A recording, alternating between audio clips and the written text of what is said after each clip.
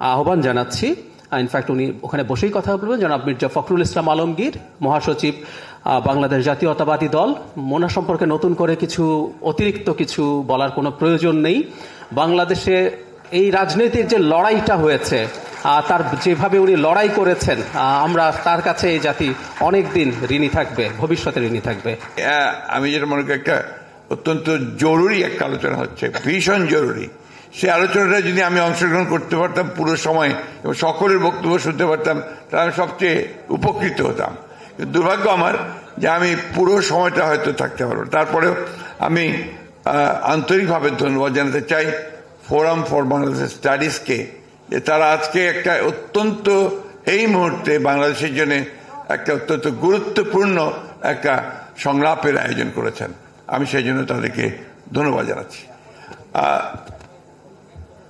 যারা আজকে এখানে উপস্থিত আছেন, আমাদের দেশের জাতির অত্যন্ত বরেণ্য নেতৃবর্গ, আমাদের বুদ্ধিজীবীবৃন্দ এবং আজকের এই সভায় উপস্থিত আমাদের ভাই ও বোনেরা, সবচেয়ে বড় যেটা আমাদের যারা এই জুলাইয়ের যে অভ্যুত্থান, সেই অভ্যুত্থানে যারা আহত হয়েছেন তারা এখানে অনেকে আছেন, যারা শহীদ হয়েছেন তাদের আত্মীয় স্বজন এখানে আছেন, তাদের সকলকে আমার সালাম, আসসালামু আলাইকুম।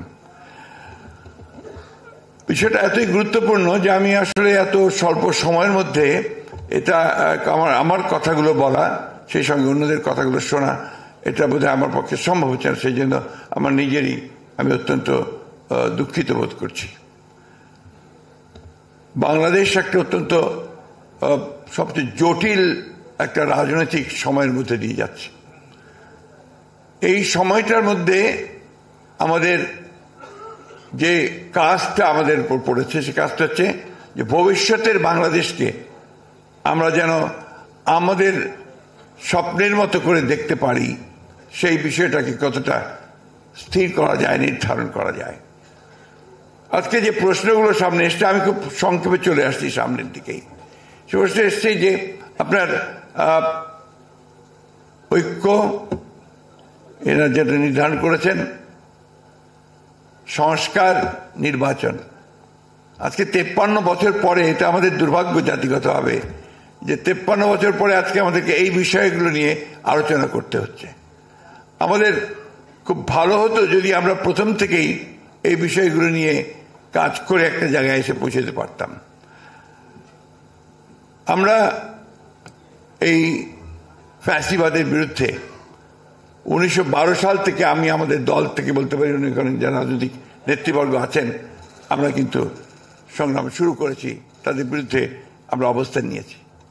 সেই সময়ে আমাদের অনেক রাজনৈতিক নেতাকে হত্যা করা হয়েছে, অনেক রাজনৈতিক নেতাদেরকে পঙ্গু করা হয়েছে, কারাগারে দেওয়া হয়েছে, এবং দীর্ঘ বছরগুলো ধরে আমরা যারা ফ্যাসিবাদের বিরুদ্ধে সংগ্রাম করছিলাম, আমরা কিন্তু সেই লড়াইটা করছি।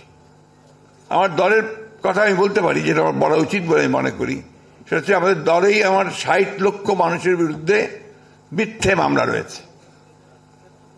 আমাদের 700-র উপরে নেতা কর্মীকে গুম করে দেওয়া হয়েছে, প্রায় 20,000-এর উপরে বেশি মানুষকে আপনার হত্যা করা হয়েছে। আয়না ঘরের কথা আপনারা সবাই জানেন।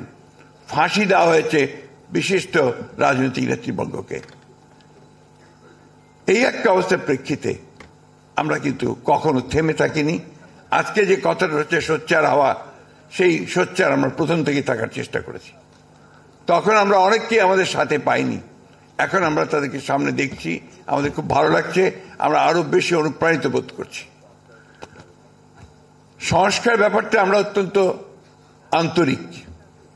আপনাদের অনেকেরই জানা থাকা উচিত যারা রাজনীতির সঙ্গে জড়িত আছেন যে 2016 সালে আমাদের দলের চেয়ারপারসন দেশনেত্রী বেগম খালেদা জিয়া, তিনি ভিশন 2030 একটা আমরা একটা ডকুমেন্ট বের করেছিলাম, যেখানে রাজনৈতিক সংস্কারের কথা খুব পরিষ্কার করে উল্লেখ করা ছিল, এবং যে বিষয়গুলো আমরা পরিবর্তন আনতে চাই সেই বিষয়গুলোর কথা আমরা উল্লেখ করেছিলাম।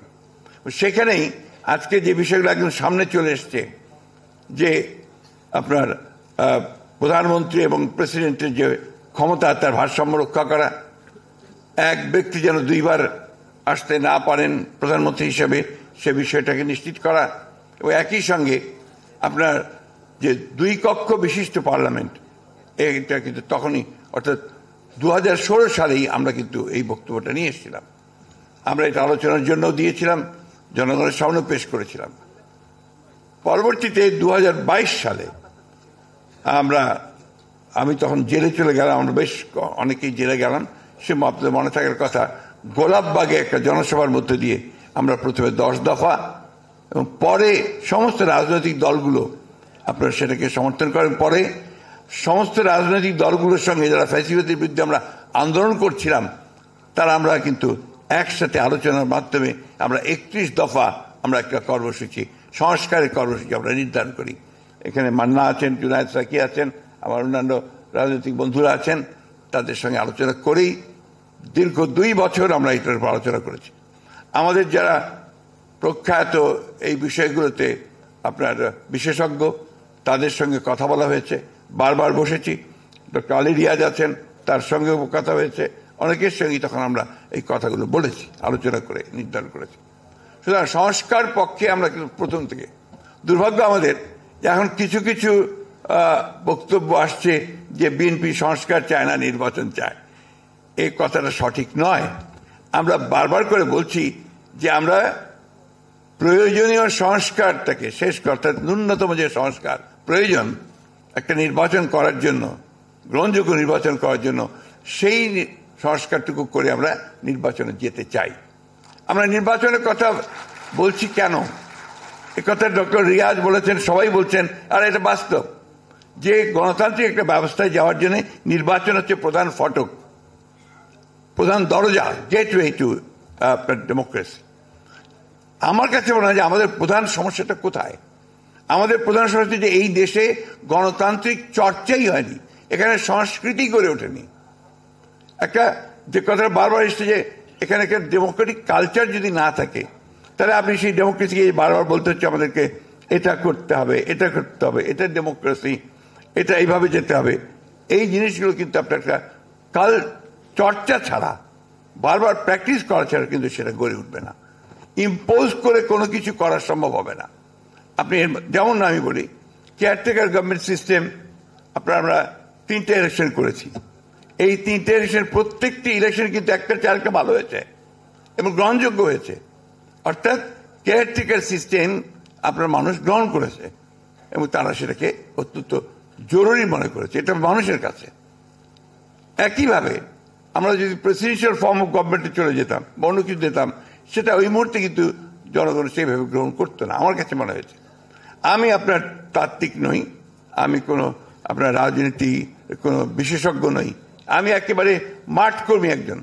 আমি পৌরসভার চেয়ারম্যান থেকে আমার রাজনৈতিক জীবন শুরু করেছি, অর্থাৎ একেবারে তৃণমূল পর্যায়ের মানুষগুলোর সঙ্গে আমি কাজ করে করে আমি এই পর্যায়ে এসেছি।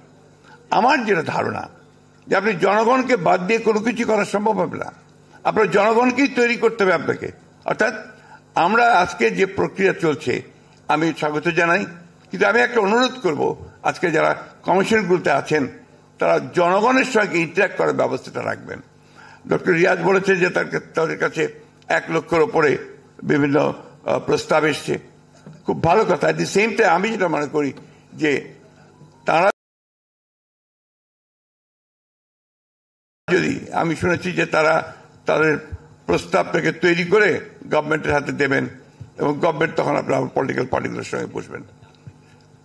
ওনারাই যদি আগে পলিটিক্যাল পার্টিগুলোর সঙ্গে বসতেন, আমার মনে হয় সেটা বুঝে আরো ইফেক্টিভ হতো, আরো ভালো হতো, এটা আমার কাছে মনে হয়। এখন গভর্নমেন্ট বসবেন, গভর্নমেন্টের সঙ্গে আলোচনা হবে, আলোচনা আরো সময় লাগবে।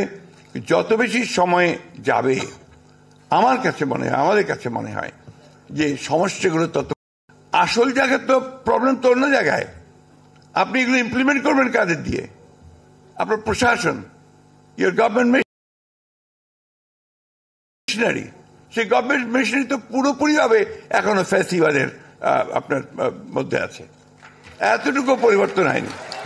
একটা ফাইল নড়েন, আপনার ছাত্রদের যা আহত হয়েছে তাদের চিকিৎসার ব্যবস্থা, কোথায় আটকে আছে খুঁজে বের করে দেখবেন ওই ফাইল দিয়ে আটকে আছে, প্রবলেমটা ওইখানে হয়ে আছে। এই বিষয়গুলোতে আমাদেরকে ধরতে হবে। যে ডক্টর দেবপ্রিয় এখানে আছেন, ডক্টর মুস্তাকও বলেছেন যে কাঠামোটা যদি না থাকে, সেই কাঠামো না থাকলে আমরা ওপর থেকে শুধু চাপিয়ে দিলেই আমরা দ্রুত কোনো কিছু করতে পারবো না। তাই আমাদের স্ট্রাকচারটাকে ঠিক করতে হবে, প্রতিষ্ঠানগুলোকে ঠিক করতে হবে।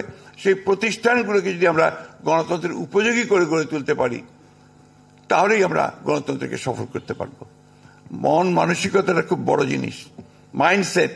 আমার তো মাইন্ডসেটই হয়েছে যে কথাটা কিছুক্ষণ আগে ডক্টর মুস্তাক বলেছেন, আমার খুব ভালো লেগেছে। যে একটা বন্দোবস্ত তো ছিল, টাকা দেব, কাজ করিয়ে নেব, ভালো, সমস্যা নাই। কিন্তু এখন তো আপনি অন্য সিস্টেমে যাচ্ছেন, তো সেই মাইন্ডসেটটা তো তৈরি করতে হবে। ওই তৈরি করার জন্য আপনার চর্চা দরকার। আমাকে গণতন্ত্রকে চর্চা করতে, ভুল হবে, ত্রুটি হবে, কিন্তু ওর মধ্যে দিয়ে আপনাকে ডেমোক্রেটিক সিস্টেমকে কাজে নিয়ে যেতে হবে, আগে সামনের দিকে নিয়ে যেতে হবে। আমি বক্তব্য দীর্ঘ করবো না, কারণ এখানে আরো আছেন, অনেকেই বক্তব্য করবেন। শুধু একটা কথা বলতে চাই, খুব জরুরি কথা আমার কাছে মনে হয়েছে, যে আমরা যেন ৭১কে ভুলে না যাই। ১৯৭১ সাল, এটাকে যেন আমরা কখনো ভুলে না যাই। আমরা যেন এই যে তারপরে ধারাবাহিক গণতন্ত্রের যে যেন সংগ্রাম, লড়াই ৭১-এর পর থেকে, সেই সংগ্রাম প্রত্যেকেই আমাদের মনে রাখা দরকার। এবং সেই লড়াইয়ের মধ্যে দিয়ে আজকে আমরা ছাত্রদের ত্যাগের মধ্য দিয়ে, তাদের আত্মত্যাগের মধ্যে দিয়ে আজকে আমরা এই জায়গায় এসে উপস্থিত হয়েছি। সুতরাং আমরা আপনাদেরকে এটুকু নিশ্চয়তা দিতে পারি, বলতে পারি যে আমাদের দলের পক্ষ থেকে আমরা সবসময়ই গণতন্ত্রের সংস্কারের পক্ষে, অর্থাৎ গণতন্ত্রে পৌঁছানোর জন্য প্রয়োজনীয় সংস্কার, তার আমরা পক্ষে। তার জন্য আমরা কাজ করেছি, করব ভবিষ্যতে। কিন্তু একই সঙ্গে আমরা মনে করি যে জনগণকে বাদ দিয়ে কোনো কিছু করাই, ওপর থেকে আপনার চাপিয়ে দিয়ে কোনো কিছু করা যাবে না। সুতরাং আমরা সকলকে সঙ্গে নিয়েই সেই কাজগুলো করব। ধন্যবাদ সকলকে। আসসালামু আলাইকুম।